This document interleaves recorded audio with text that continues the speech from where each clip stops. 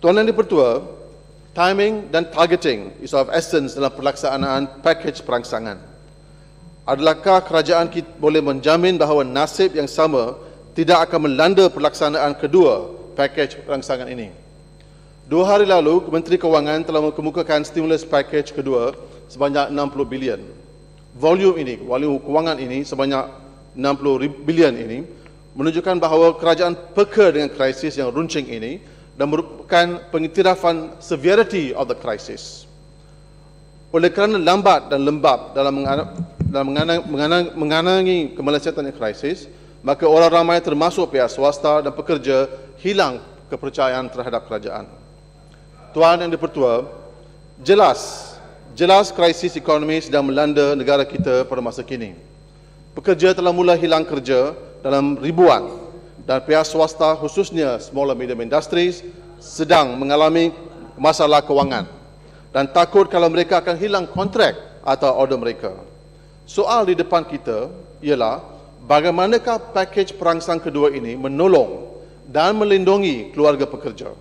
Dalam kata lain, adakah pakej perangsang kedua ini menyediakan jaringan social safety yang berseluruh untuk pekerja-pekerja yang hilang kerja? Apakah langkah-langkah kerajaan untuk menolong pekerja dan keluarga mereka bila pekerja itu hilang kerja? Soalan ini adalah penting sebab dianggarkan bahawa sebanyak 600,000 hingga 1 juta pekerja Malaysia akan menganggur. Apakah akan dilakukan oleh mereka? Ada 10 minit ya.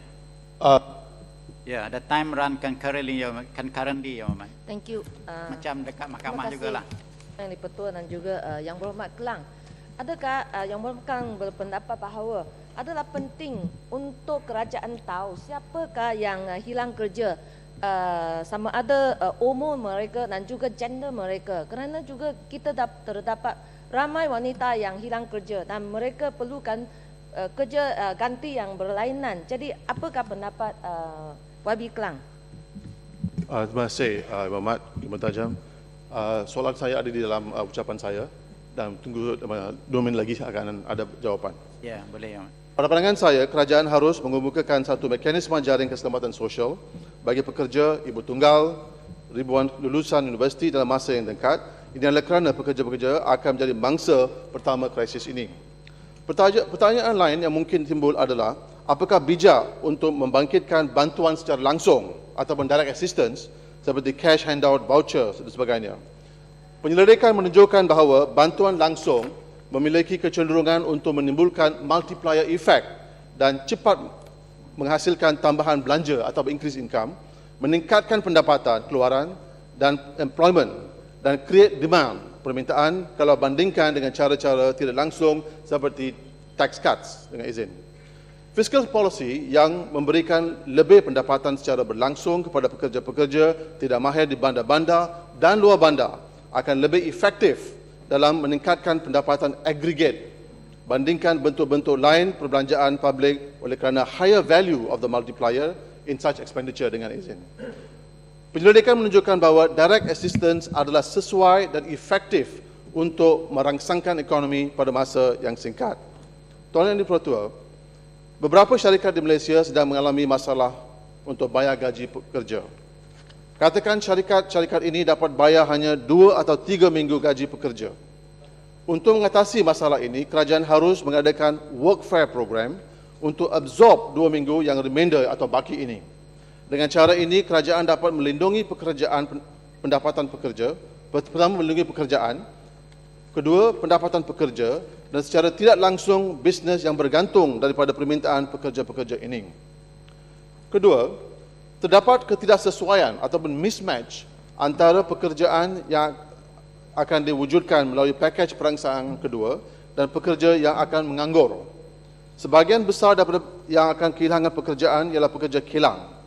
Kategori pekerja ini tidak akan ada kelulusan akademik, kemahiran atau kemampuan untuk mengajar di sekolah atau bekerja sebagai pegawai kontrak dalam kerajaan. Baik, Muhammad. Dah habis, Muhammad. 1 minit lebih, Muhammad. Okey. Pakej perangsang kedua menganggarkan bahawa 163,000 pekerjaan akan diwujudkan dalam waktu 2 tahun ini. Pada masa kini, 55,9 ribu pekerja telah hilang kerja dan 23,900 pekerja telah mengalami pay cuts, sedangkan 100,000 lain tidak dibenarkan overtime. Pihak Kesatuan Kerja yang saya bincang semalam ini tidak percaya dengan angka-angka ini.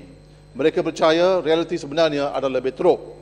Walau bagaimanapun, kalau kita anggarkan bahawa 2 kategori pekerja, iaitu yang mengambil pay cut dan tidak ada overtime, kehilangan pekerjaan dalam masa kedua 2 ke 4 bulan akan datang. Oleh kerana syarikat mereka mengalami kesulitan dalam kontrak ataupun pembayaran. Jelas sekali dalam beberapa bulan berikut, kita akan ada lebih banyak penganggur dari pekerjaan yang akan diwujudkan dalam tempoh 2 tahun ini. Oleh yang demikian, pakej perangsang kedua ini adalah senyap dalam hal ini, iaitu mengenai job creation, khususnya untuk pekerja-pekerja yang tidak mahir. Baik, Yang Amat. Secara Tuan Yang Dipertua, sebagai kata akhir, Yang Amat, kalau Yang Amat berterusan, orang lain tak bercakap, Yang Amat. saya wakili 3 orang. Saya tahu, Yang Amat. Saya tahu, Yang Amat. 1 minit, Yang Amat, Tuan saya dah minta daripada 23, mana 3 minit dah lebih, Yang Amat. 1 minit saja. Saya ada 2 cadangan, iaitu menyuruh pihak Kementerian Kewangan untuk pamerkan semua informasi yang diperlukan kepada website sehingga rakyat Malaysia dan pelabur-pelabur dapat scrutinize perbelanjaan, pelaksanaan open tender untuk memastikan transparansi dan good governance, dan juga mencadang supaya satu select komiti parlimen dibentuk untuk memantau pelaksanaan pakej perangsang kedua ini. Sekian, terima kasih.